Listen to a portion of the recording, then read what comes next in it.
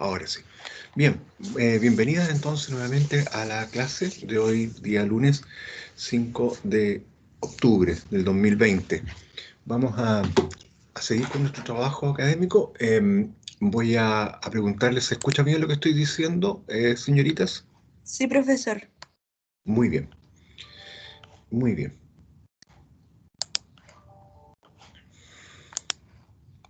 Entonces, nada, voy a proyectar lo que vamos a ver ahora.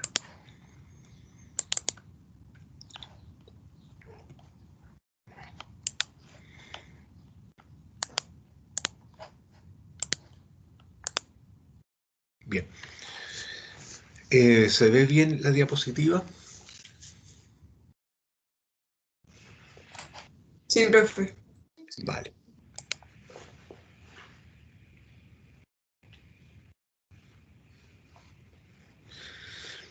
Muy bien.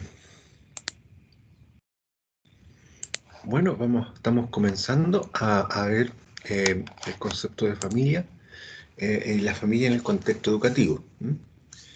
Entonces, lo primero que nada, decir que la familia, para la mayoría de las personas, es el primer contexto de desarrollo. ¿Sí? Y en este contexto, el niño modela su construcción, se modela como ser humano, como persona, con todas las ah, indicaciones que le entrega el grupo familiar. En este proceso de modelación de su persona, ¿sí? El niño o la niña establece las primeras relaciones con otros. Y a partir de estas relaciones vamos nosotros como niños generando una imagen de nosotros mismos y del mundo en el cual estamos insertos. Fíjense la importancia de los procesos familiares, la importancia que tiene en el desarrollo del ser humano los procesos familiares, ¿sí?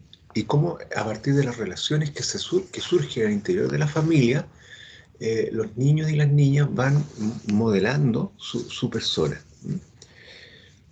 Este proceso se desarrolla en un escenario de relaciones entre el papá, la mamá y los hijos, los tíos, los abuelos. ¿Sí? Es decir, las interacciones que se producen entre todas estas personas y las intenciones y las actuaciones que tienen en relación a la vida y a la realidad en la cual están inscritos. Y el niño va captando todo este proceso y va armando su modelo de sí mismo y del mundo en que está a su alrededor. Bien, preguntas, señoritas. ¿Alguna pregunta?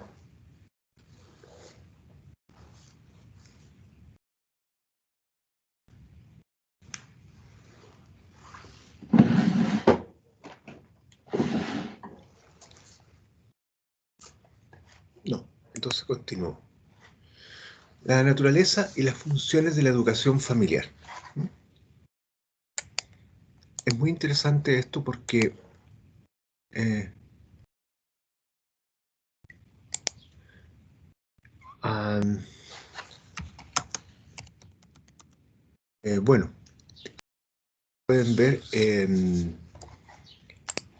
tema de lo que dice, ¿no? Dice la familia como contexto de desarrollo que facilita y promueve el desarrollo de los adultos y los hijos y por tanto supone la aparición de una vertiente educativa en el proyecto vital de la familia. Eh, desde esa perspectiva, entonces, eh, usted tiene que entender que la familia como espacio de interacciones humanas idealmente tendría que tener un proyecto que permita facilitar el proceso educativo que tienen los niños y las niñas. La realidad nuestra es que muchas veces la familia no tiene mucha claridad de cuál es el proyecto que tiene, ¿ah? Y por dónde va con sus hijos o con sus hijas. No obstante, igual, al interior de la familia, el proceso de relaciones de diálogos, de conversas con los tíos, con los papás, los seres humanos nos vamos desarrollando, ya sea como papá o como mamá, y también como hijos. Entonces, desde esa perspectiva, quiero definir lo que es familia como una realidad tradicional. Evidentemente que el concepto de familia ha evolucionado, pero este es como el concepto más tradicional. Hoy día tenemos otras formas de entender la familia, que ya las veremos con un poquito más de tiempo. Hace referencia a un agrupamiento nuclear compuesto por un hombre y una mujer, unidos en matrimonio, más los hijos tenidos en común, que comparten una misma residencia y con funciones delimitadas para cada miembro de esta unidad. Eso sería como lo más tradicional que hay en concepto de familia. ¿eh? Dos personas, por eso se habla de nuclear, con dos, tres máximo, y un niño, y que están unidos por un vínculo, y que ese vínculo se llama matrimonio, y que comparten un mismo techo, ¿sí? Y que además tienen funciones cada uno que realizan. Como usted verá, es una manera muy tradicional de entender la familia, ¿eh? Pero con eso partimos conversando. Bien, ¿preguntas, niñas?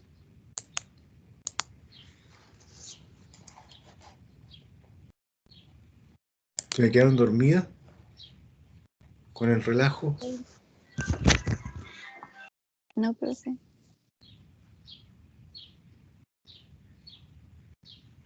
¿Alguna pregunta específica?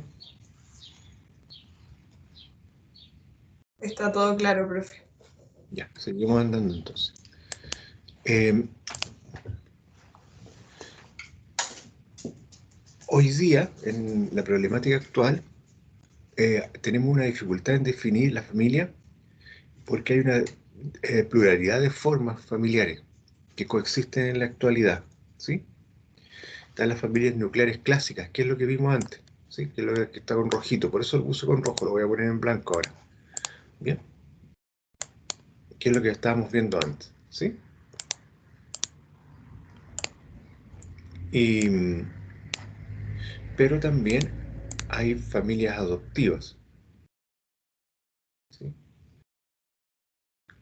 Que son las familias en donde em, las personas incorporan a ese núcleo familiar gente que viene de otros ámbitos, ¿sí? Y que no pertenecen a ellos a razón de vínculo de sangre, ¿sí? También está el tema de la cohabitación, ¿sí? Y también está el tema de los hogares unipersonales, ¿sí? Mujer o hombre que viven solos. Y también las familias monoparentales, una mamá con hijos o un papá con hijos. Y Profe, por último, la familia reconstruida. ¿Con quién hablo? con Nadiesda, Ahí está. ¿la cohabitación cuál es? Eh, a ver, un momento para explicarlo bien. ¿Qué es, la palabra cohabitar significa vivir con otros, ¿sí? Sí, pero Eso significa es que que, al vivir con otros uno... no, pero dígame nomás, ¿qué es lo que está preguntando usted? es que sí era para saber qué es cohabitar mamá, papá, como lo clásico o de otra forma.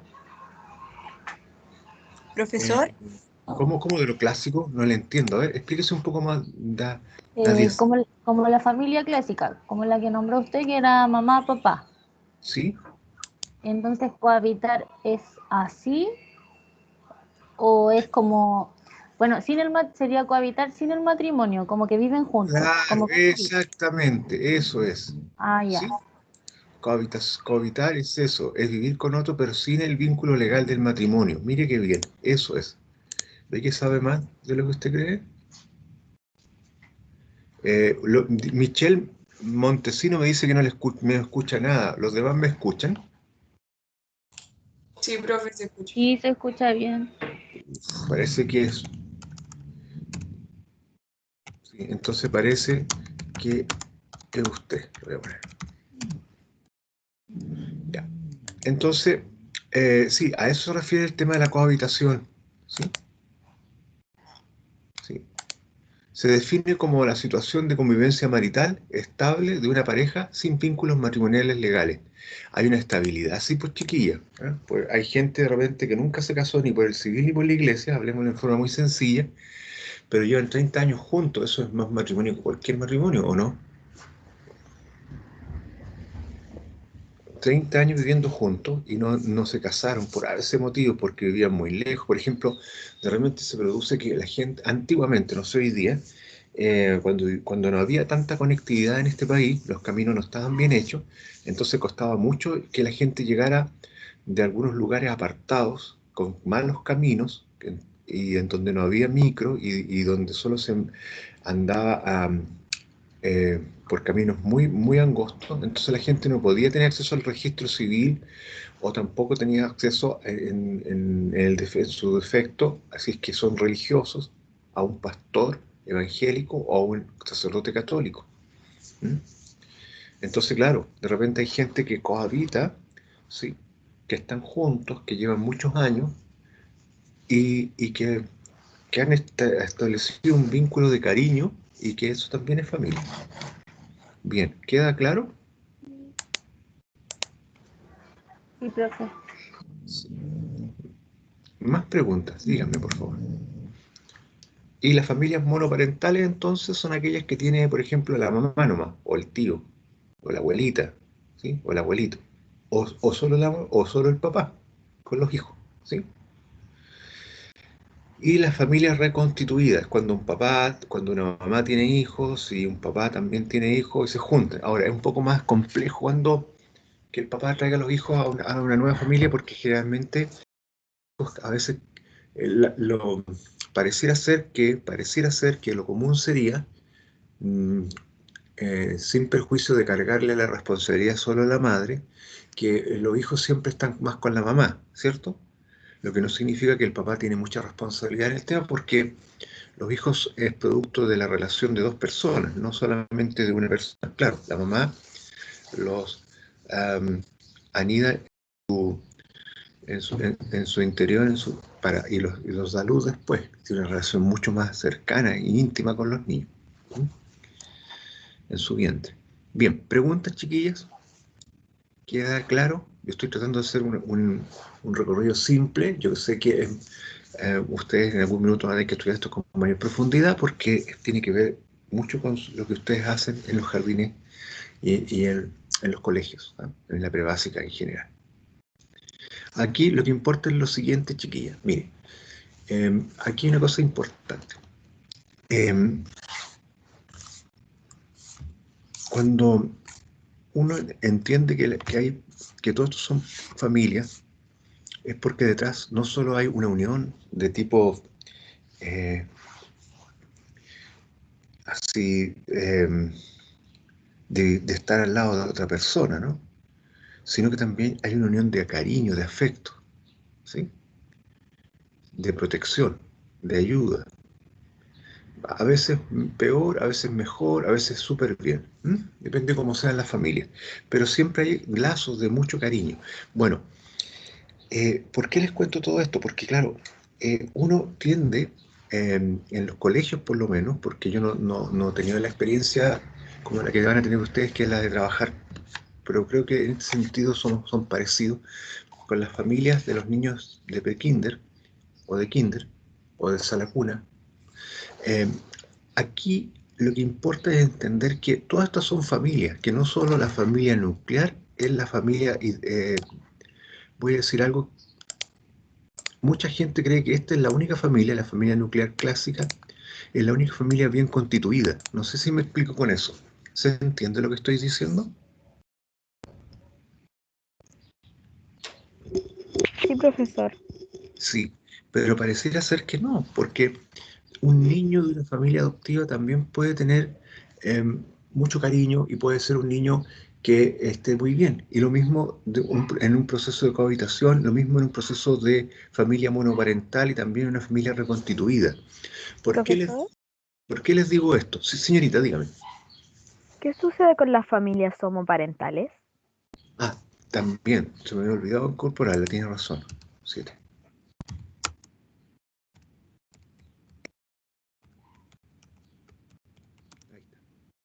Bueno, todos estos tipos de familias que estamos mirando aquí en nuestra diapositiva, eh, cuando uno los recibe a los niños en los colegios, todos son familias. Antiguamente, no sé cómo se verá hoy día, pero cuando yo trabajaba en colegio, porque yo trabajé muchos años en colegio, no solo trabajaba en la universidad, mis compañeros de trabajo, cuando un niño tenía muchos comportamientos que no eran los comunes a todo el grupo, y era muy inquieto o era un poco más agresivo, una de las explicaciones que daban era porque no tenía una familia bien constituida. Y yo empecé a preguntar qué entendían mis compañeros de esos años por familia no bien constituida. Y en realidad se referían a esto, es decir, ellos la única forma, la única estructura en su cabeza era esto, mire. Hace referencia a un agrupamiento nuclear compuesto por un hombre y una mujer unidos en matrimonio, más los hijos tenidos en común que comparten la misma residencia y con funciones delimitadas. Pareciera ser que los niños que están en esta estructura son los únicos niños benditos que van a poder estudiar y desarrollarse armoniosamente dentro de un colegio. Y eso es un error del porte de una catedral, porque hay un acuerdo a nivel global, planetario, que todas estas son familias. Por lo tanto, un niño de aquí, uno no le puede, humildemente pienso, que uno no le puede llamar familia, que viene de una familia no constituida porque viene en algún tipo distinto de esta familia, ¿sí? Y tienen las mismas posibilidades de desarrollo que otro niño que viene de una familia con esta estructura. No sé si me estoy explicando bien, señoritas. ¿Sí?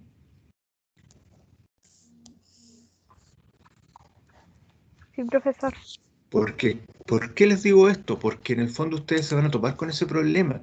Claro, a lo mejor el niño tendrá más necesidad de cariño, será más inquieto y todo, pero eso no significa que usted como educadora no lo pueda educar y lo pueda introducir en todos los procesos de aprendizaje que él necesita para llegar a ser una persona plena, total, para que pueda desarrollarse de forma integral. Porque al final nuestra pega, nuestro trabajo es ese. Es decir, con esta información que manejamos hoy día, nosotros somos más libres y podemos incorporar y decir, no, lo que pasa es que este niño lo que tiene es un problema específico, pero no se debe al hecho de que no tenga una familia nuclear, porque eso ya es como demasiado fuera de la información que hoy día se maneja a nivel nacional e internacional, ¿no?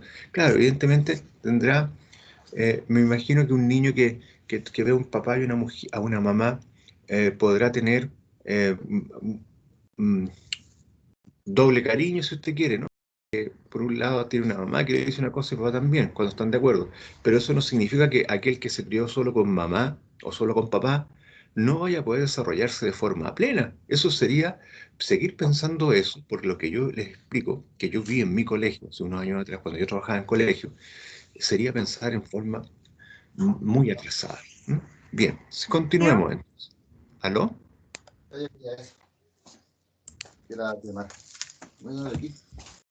Bien, le pediría por cerrar el micrófono, por favor. Gracias, muy amable.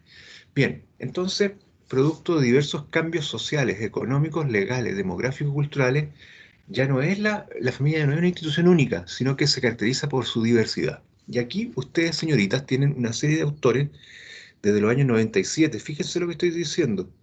Esto no viene de ahora nomás, no viene del año 2018, 2002, no, es del 97 que se está trabajando en esto, en esto. ¿Se ve bien ahí en la pantalla, señoritas? ¿Sí? ¿Chicas?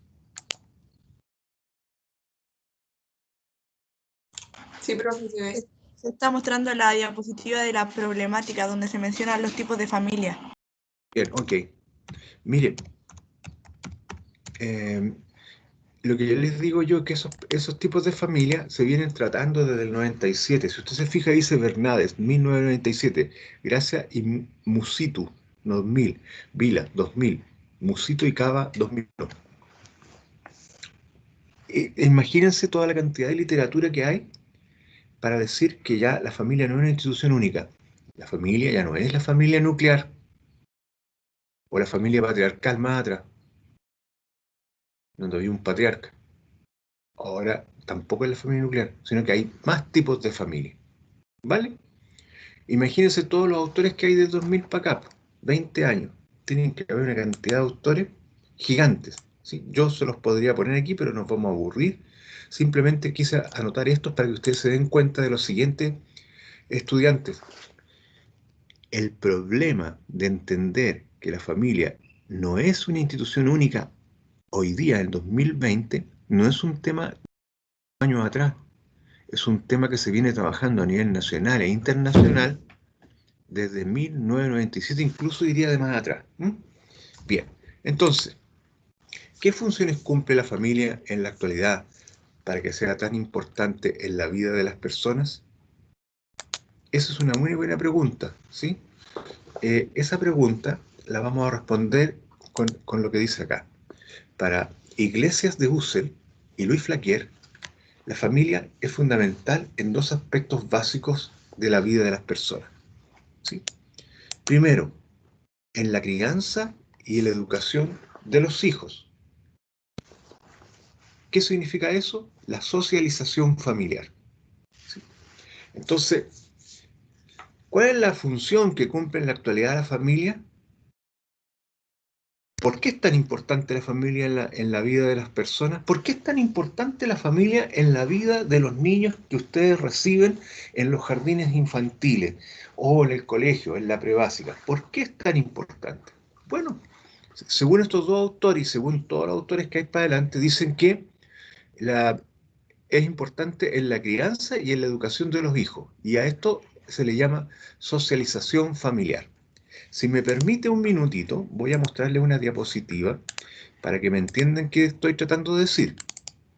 Que es muy importante que vayamos relacionando las cosas, porque si no, vamos estudiando todo así como cajones distintos. Y la verdad es que es muy importante que entiendan lo siguiente.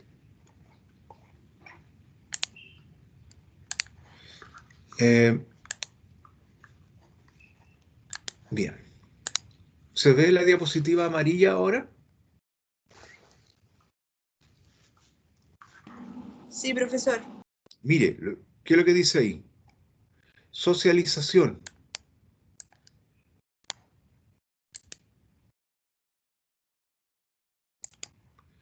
Proceso de interrelación entre la sociedad y el individuo, por el cual se interiorizan pautas, hábitos, conductas y valores. Bueno, la familia hace eso. Así como lo hace la escuela o el jardín infantil con ustedes luego, la familia tendría que hacer lo mismo. Tendría que entregarle a los niños pautas, hábitos, conductas y valores compartidos, de acuerdo a la sociedad en la cual están insertos esos niños. ¿Sí? ¿Para qué? Para que esos niños luego sean parte de esa generación que viene. Entonces, mire, lo que viene acá.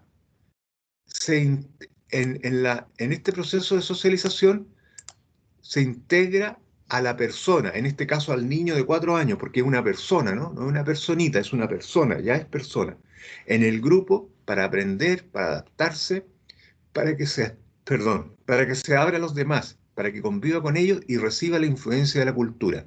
Bueno, se supone que la escuela, la familia es la primera educadora, tiene que entregar eso. Ahora, el rol que tienen ustedes es entregar eso luego en el jardín. ¿Cómo lo hacen? Bueno, mediante los rincones educativos, mediante el juego, que es fundamental para establecer los procesos de enseñanza-aprendizaje, y mediante todas las estrategias que ustedes van a aprender durante 5 años para adelante. Entonces, vuelvo a la diapositiva. ¿Se entendió lo que dije ahora, señorita?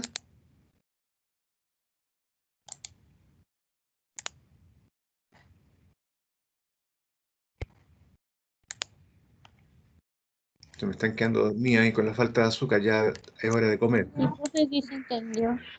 Ya, entonces, ¿qué es lo que me interesa? Que ustedes puedan relacionar lo que vimos antes con lo que estamos viendo ahora. Es decir, cuando hablamos de socialización familiar, lo que estoy tratando de decir es que la familia entrega pautas, entrega hábitos, entrega conductas, entrega valores a los niños y a las niñas.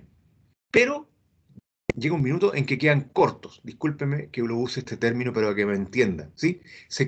no pueden entregar más porque están insertos en un mundo en que los demanda, en trabajo, en obligaciones, y también de repente no todas las familias tienen un bagaje cultural que permite que la gente pueda seguir siendo educada, ¿me entiende? Por lo tanto, ¿qué es lo que aparece aquí? El jardín, la escuela, en este caso el jardín, ¿sí? La prebásica. ¿Qué es lo que hace la prebásica? Entrega todo lo que acabo de decir, hábitos, valores, pautas, ¿sí? Conductas. ¿Para qué? Para que los niños puedan incorporarse a la realidad social. Entonces, claro, cuando la familia no ha hecho bien ese proceso de socialización por ABC motivos, ¿sí? Entonces, la pega nuestra, como educadores, el trabajo nuestro, perdón, no es una pega, el trabajo nuestro es fomentar este proceso de socialización.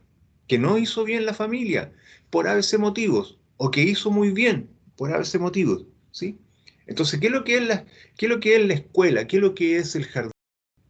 Es el espacio en donde las personas reciben estos procesos de socialización que permiten nivelar, ¿sí?, las grandes diferencias que existen por cuna, ¿sí? Es decir, la escuela es el gran espacio democrático de un país en donde la gente recibe las herramientas culturales a través de los contenidos que tienen los distintos ramos, las asignaturas, para poder tener la posibilidad de una vida más digna y mejor.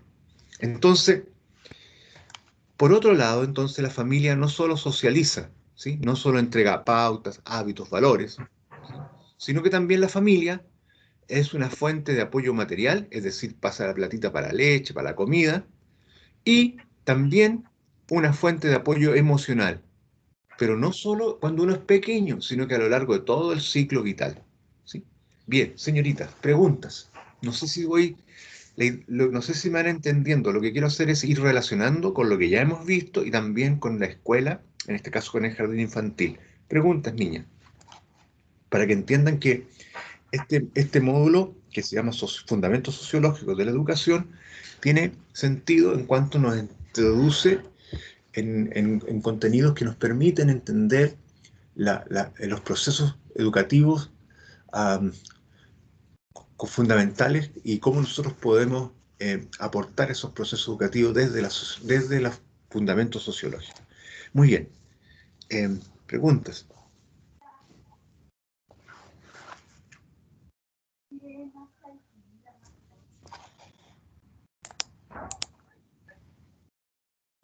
¿Preguntas, chicas?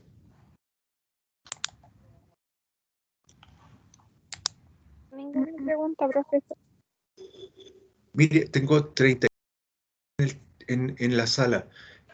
Sería bueno que conversaran con las demás estudiantes, a menos que tengan alguna complicación muy profunda, como por ejemplo la señal o otro tipo de complicación, para que podamos hacer este trabajo bien, porque van a quedar con una sola parte de la sesión. ¿M?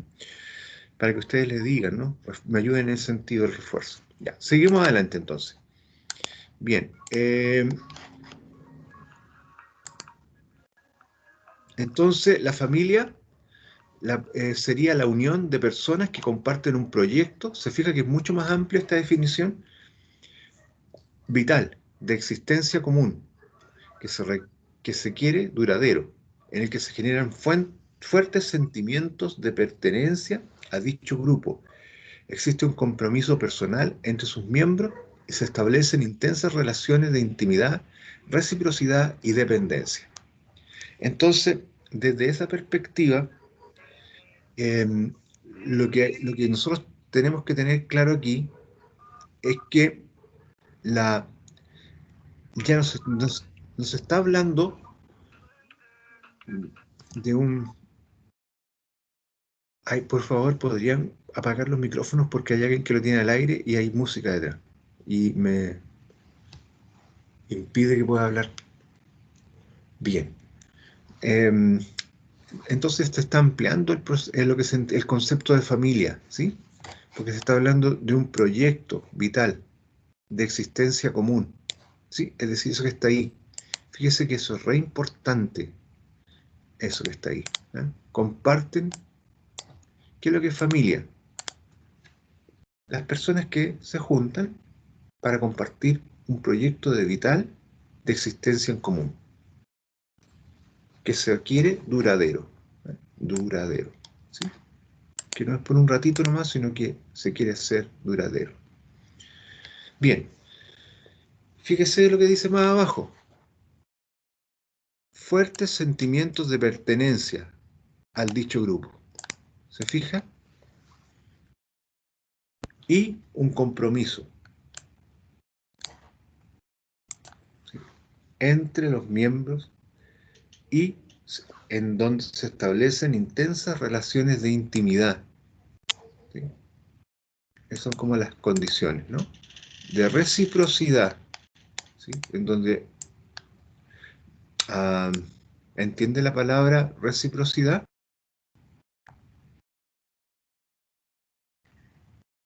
En donde se preocupan el uno por el otro, ¿sí? Y de dependencia, en donde, por ejemplo, los niños dependen de los padres para existir y para subsistir. Bien, preguntas, señoritas.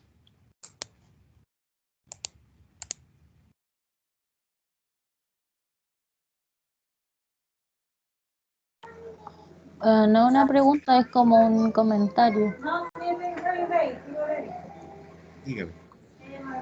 No, que como lo que había dicho usted antes, que desde el año 97 venía esto del cambio de familia y nosotros recién ahora en el 2020 lo estamos como notando como sociedad. Sí.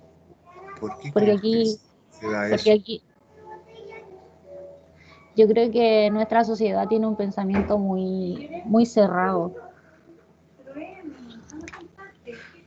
No nos dejan ver más allá tampoco.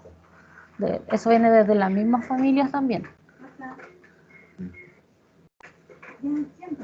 Entonces, como leí ahí que quien escribió esa definición de familia fue en el 98, por eso quise hacerle ese comentario.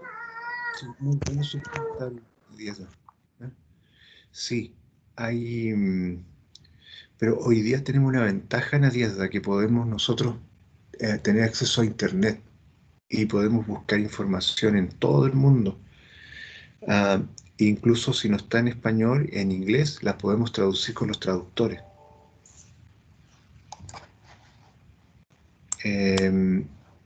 Entonces, desde esa perspectiva, tenemos un tremendo desafío, que es el desafío de seguir investigando sobre aquellas cosas que a nosotros nos parecen que son importantes y cuando necesitamos una visión distinta a la que tenemos. Así que yo creo que el camino es a seguir eso, es seguir leyendo cosas, ¿sí? En la medida que uno lea formas distintas de entender lo que es la realidad, uno puede tener más elementos para decir esto es lo que yo pienso sobre la realidad. Más preguntas, señorita, comentarios como lo de Nadiezda. Todos son bienvenidos. Sí, profesor, yo creo que referente a lo mismo que dijo mi compañera, eso también pasa porque en la época más antigua, bueno, todos sabemos cómo era la sociedad antigua, machista, la mujer tenía que estar en la casa cuidando a los hijos. En cambio, todo eso ahora en la actualidad de a poco ha ido cambiando y también en la sociedad antigua la gente era mucho más cerrada de mente. En cambio, ahora ya con las nuevas generaciones, con la tecnología, la misma globalización, yo creo que todo eso nos ha hecho a las nuevas generaciones ir abriéndonos un poco. Y las mismas nuevas generaciones yo creo que son las que han ido cambiando esta sociedad, en la que ya hay más familias, como vemos, no es solamente la nuclear, sino que hay mamás solteras, papás solteros, o hijos con solamente mamás o papás. O con los Entonces, abuelitos. o con los abuelitos, y eso antiguamente eso era como, no sé, algo muy tabú, algo que tenía que estar escondido. La misma gente, por ejemplo, que tiene problemas o que le gustan los hombres o le gustan las mujeres, no podían como decirlo libremente, sino que siempre vivían escondidos por miedo hicieran, a las represalias, todo eso. Entonces ahora yo creo que las mismas nuevas generaciones son las que hemos ido cambiando todo esto y son que estamos como modificando en parte la manera de pensar de la gente, porque yo creo que si le preguntamos, por ejemplo, a un abuelito o a una abuelita, va a pensar que todas estas cosas están mal, porque ellos tienen otra manera de pensar. ¿Y qué tenemos que hacer nosotros para poder convertirnos en abuelitos y abuelitas y poder ir con el tiempo y no pensar que los cambios son malos? ¿Qué podríamos hacer? No, para todas la pregunta, pero el que quiera responder, usted que me está hablando, si quiere decir algo. ¿Me entendieron la pregunta? Porque claro, yo estoy más cerca de ser abuelito que ustedes, pero ustedes también, Dios mediante, o la vida mediante, van a llegar a ser abuelitas también. ¿Y qué podemos hacer para no pensar que lo nuevo puede servirnos y que no está mal? ¿Cuál sería la actitud ahí? ¿Qué podríamos hacer? Yo creo que es un poco de tener la mente un poco más abierta y dejar también de ser un poco tan prejuicioso, porque al final yo creo que todo pasa por prejuicios más que nada.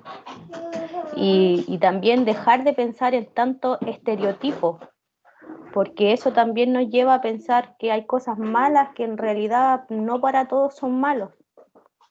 Por ejemplo, lo mismo que es algo que está hoy en día tan en la palestra, pero que para alguna gente sigue siendo muy mala, como el tema de que una pareja de, por ejemplo, dos hombres adopte un hijo o dos mujeres adopten un hijo. Para gente aún sigue siendo algo muy malo, y yo creo que al contrario es algo muy positivo, porque le van a dar una familia a un niño que está solo. Entonces yo la verdad no le veo la maldad, pero aún así hay gente que lo sigue viendo como algo malo. Entonces yo creo que lo primordial es un poquito abrir la mente y dejar todos los prejuicios de lado. Para envejecernos con la capacidad de ir como incorporando nuevos elementos a nuestra vida, ¿no? Porque ese es el tema. Sí. ¿Qué piensan los demás? ¿Alguien quiere decir algo sobre eso? ¿Qué podríamos hacer qué se le ocurre que podríamos hacer para ah, ir envejeciendo, pero ir envejeciendo sin dejar de incorporar las nuevas ideas? ¿Ah? Lo que no Profe, significa renunciar a nuestros principios, es otra cosa. Sí, dígame, profe, Ana. es que igual es un poco menos probable que nosotros nos convirtamos en ese tipo de abuelitos, por así decirlo, porque nosotros estamos creciendo en estos momentos en una sociedad que está acostumbrándose al cambio constante. Entonces, por ejemplo, si nosotros queremos luchar por la igualdad de género, nosotras no vamos a ser ese tipo de abuelitas que juzgue a los jóvenes por eso, porque nosotras hemos sufrido lo que es la desigualdad de género, al igual como las parejas homoparentales o la gente transexual y toda la diversidad sexual que existe hoy en día. Entonces es un poco menos probable que nosotros seamos parte de ese grupo de personas con mente cerrada por la forma en que nos criamos. Mm. Por la manera, por lo que hemos recibido, por nuestro contexto, dices tú. ¿Sí? Exacto, con los estallidos sociales, el mismo internet que hace que nosotros nos enteremos de todo lo que pasa en otros lados. Entonces con el movimiento en Estados Unidos también, todas esas cosas con religiones como en otros países. Entonces estamos rodeados de cosas que son distintas a nosotros, entonces nos vemos como normalizando eso. Claro, por ejemplo, cuando yo tenía la edad de ustedes, que deben tener todas entre 18 y 20 años, un poquito más algunas, pero son la excepción, pero hay entre 18 y 23 ya.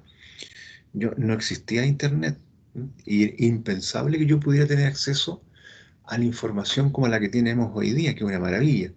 Entonces, claro, yo todo lo que tenía que leía era por libros, ni siquiera por paper o artículos, sino que era por libros, y los libros, el conocimiento hoy día es tan rápido y tan acelerado que va cambiando, entonces lo mejor son los papers. Entonces, claro, es una maravilla, y entonces eso de alguna forma uno, como bien dicen ustedes, hoy día el cambio es constante y el movimiento es permanente, no hay nada que esté estático, es decir, estamos cambiando constantemente, ¿eh? Eh, y eso nos da una manera de estar ante la realidad, ¿cierto? Y además no tenemos cosas muy ciertas. Y agreguémosle el tema de la pandemia, que produce una incertidumbre tremenda también, además, ¿eh? que no sabemos qué va a pasar. Estamos todos esperando una vacuna que nos dé la posibilidad de movernos más libremente, entre comillas. Bueno, más comentarios, señoritas, chiquillas.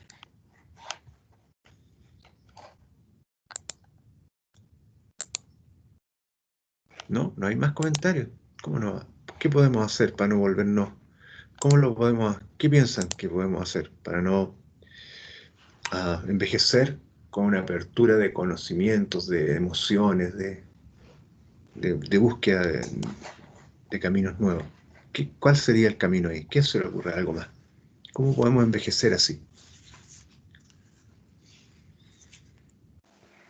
Seguir educándonos en conjunto con los nietos podría ser un buen camino.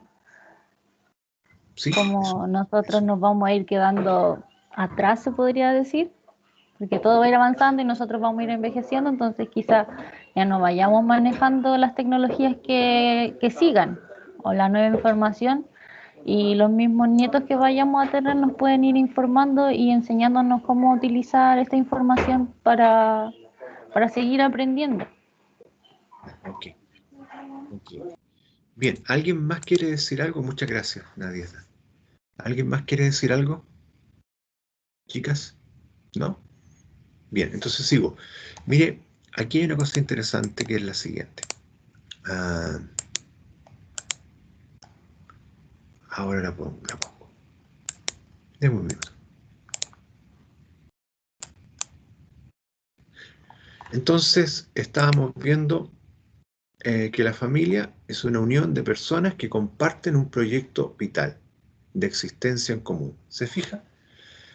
Ya la familia no solo es para procrear, ¿sí? Para tener hijos, que es muy importante. Hay gente, sino que también la familia es para compartir un proyecto de existencia común. ¿Cuál es el proyecto de existencia común? Y es un proyecto que sea duradero, ¿sí? Y en ese proyecto de existencia común uno genera sentimientos de pertenencia al grupo, ¿sí? ¿Por qué? Porque uno se compromete con ese grupo, ¿sí? Por lo tanto, entonces en ese compromiso hay relaciones de intimidad. Y con esto no solo me refiero al tema de la sexualidad, que es una maravilla dentro de lo que significa el ser humano, sino que también me refiero a intimidad, me refiero a la capacidad de escuchar al otro, de saber cosas del otro, ¿sí? Y de estar ahí junto al otro. Y en ese proceso también hay reciprocidad, en donde las personas se cuidan mutuamente, ¿sí? No solo es uno el que da, sino que son los dos. No es solo una de ese grupo familiar el que está constantemente preocupado para que el otro crezca como ser humano en ese proyecto vital de existencia, sino que también hay la vuelta de mano del otro, ¿no? Es decir, para que ese proyecto vital de existencia en común funcione, tiene que ser recíproco. Una A se preocupa de B y B se preocupa de A, por llamarlo de una forma abstracta. Y por último, el tema de la dependencia, ¿sí? En donde se producen procesos de dependencia afectiva y también de vida, ¿eh? Es decir, un niño pequeño depende de nosotros, necesita de nuestro cuidado, necesita de nuestro esfuerzo, de nuestro trabajo que se convierte después en dinero, en pañales, en comida, etc. Bien, entonces, preguntas sobre alguna cosa de las que estamos conversando aquí, de esta diapositiva. ¿Alguna pregunta específica que quieran que yo aclare o que ustedes quieran comentarme, chiquillas?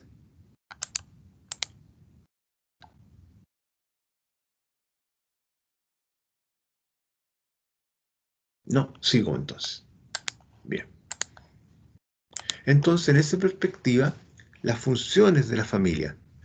Uno, desde la perspectiva de los hijos, la familia será un contexto de desarrollo y socialización, ¿sí? Y dos, desde la perspectiva de los padres, la familia constituirá un contexto de desarrollo y realización personal ligado a la madurez humana y personal, proyecto de vida en común. Si usted se fija entonces, ¿cuáles son las funciones de la familia?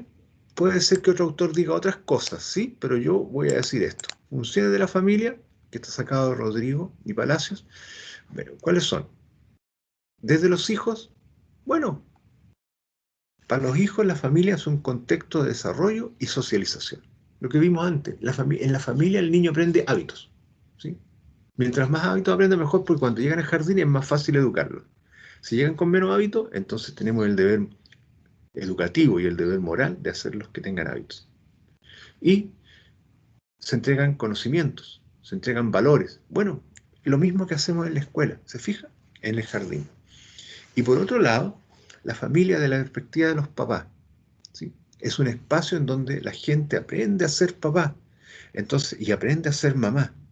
Entonces allí se madura de forma humana. Bueno, no sé si habrá otra forma de madurez, ¿eh?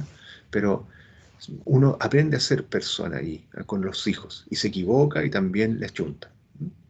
Y esto se da dentro de un proyecto de vida en común.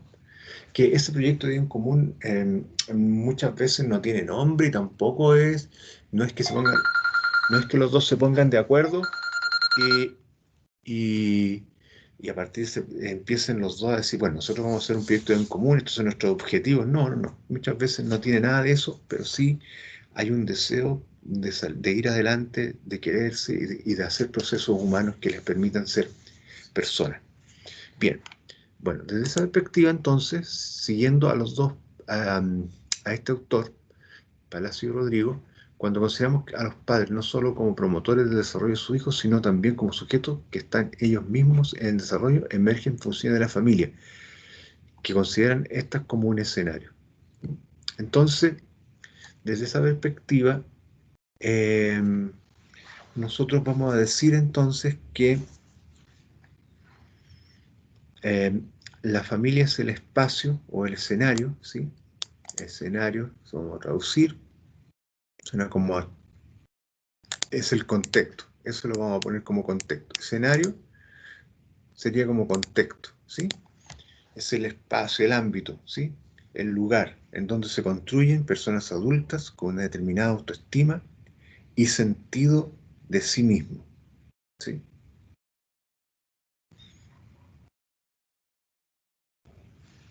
Entonces, pareciera ser que en este proceso en donde uno se hace cargo de lo que hay al interior de un grupo familiar, uno logra trabajar para que este escenario se pueda fortificar. Bien, ¿preguntas, señoritas? Chicas.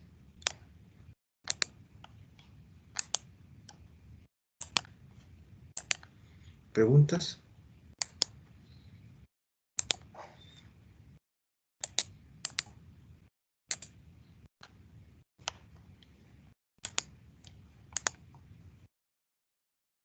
Bueno, entonces seguimos entonces. ¿Me escuchan bien o no? ¿O ya se me desconectaron? Sí, profesor, se escucha bien. Ya, entonces seguimos entonces. Además, es el ámbito en donde se aprende a afrontar retos y asumir responsabilidades y compromisos. C, donde se produce el encuentro intergeneracional, que es lo que decía antes uno de ustedes con el tema de los nietos, ¿no?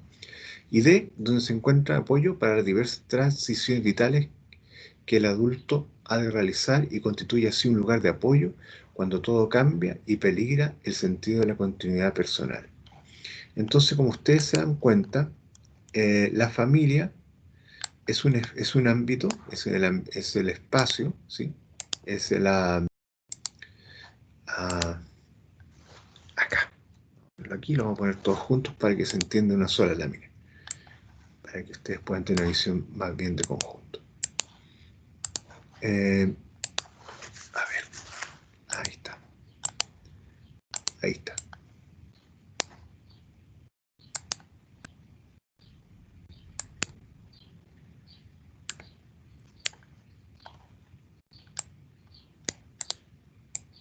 Entonces vamos a hablar de contexto. Si me entiende la palabra contexto, ¿cierto?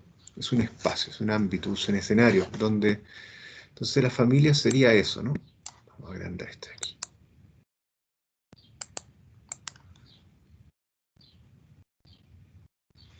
en un contexto donde se construyen personas adultas, ¿sí? Eso sería la familia, donde se aprende a afrontar retos,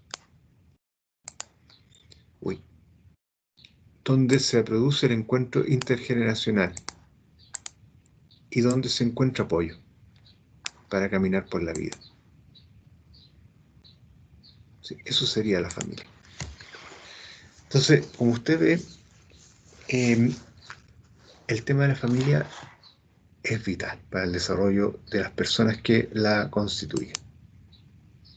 En todo sentido, la paternidad y la maternidad supone 3 retos importantes. Los voy a agrandar un poquito para que los vean mejor. Ahí está. ¿Se ve bien ahí? Sí, profe, se ve bien. Ya. Entonces, mire, el primer reto, iniciar un proyecto vital educativo que se extiende desde la transición a la paternidad-maternidad. Continúa con la crianza, la socialización de los hijos, sigue con el apoyo a la vivencia adolescente y con la salida de los hijos del hogar. ¿Sí? Bueno, eso es lo que es. Eso es lo que es. Y segundo, penetrar en una intensa implicación personal y emocional desde una situación de asimetría que caracteriza las relaciones paterno-materno-filiales. Uno generalmente no es amigo de los hijos, uno es el papá o la mamá. No significa que uno no los entienda y que no sea buena gente, y que comprenda lo que les pasa, pero uno es el papá o la mamá, o uno es el hijo. Y llenar de contenidos el proyecto educativo durante todo este proceso de crianza y socialización. Muy bien, pues. Preguntas, chiquillas.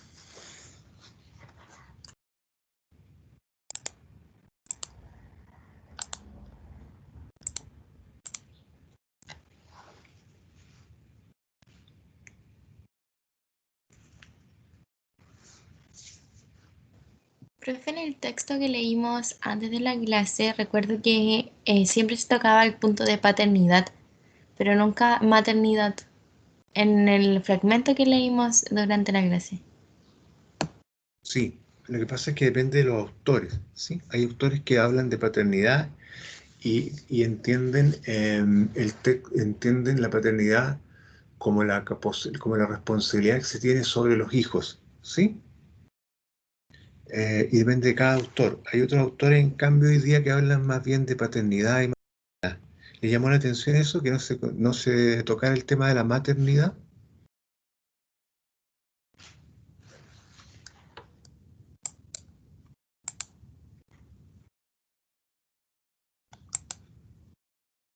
¿Hola? Uy, se nos fue la onda.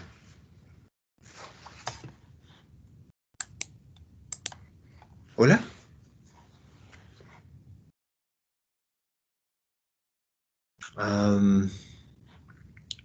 ¿Quién me hizo esa pregunta tan buena? Parece que a la compañera se le fue el audio.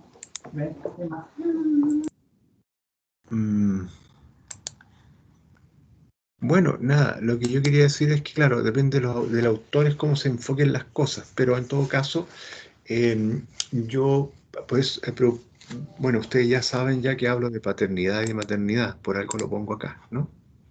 Sí. Eso es lo que me interesa que entiendan. Bien, ¿más preguntas, señoritas?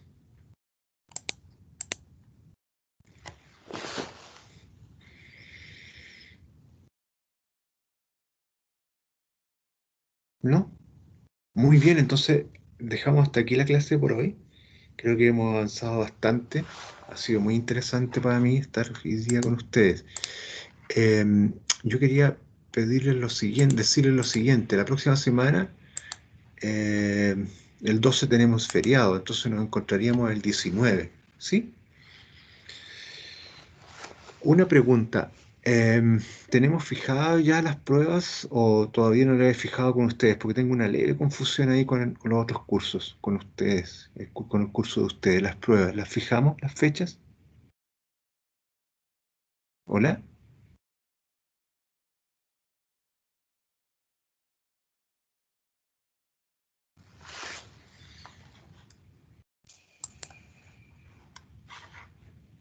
Se nos fue el audio. Profe, que tenemos tantas cosas que yo en la personal no lo recuerdo. ¿Cómo? No, profe, no ha fijado las fechas de las pruebas, solo que tuvimos una el lunes pasado, ¿o no? Ah, perfecto. Entonces se las voy a dar ahora, ¿vale? Para que las tengamos todas claras, ¿vale? Voy a terminar la sesión, entonces me despido. Hasta aquí llegamos hoy día. Y bien, no se me vayan todavía, voy a dejar de grabar. ¿Mm? Bien.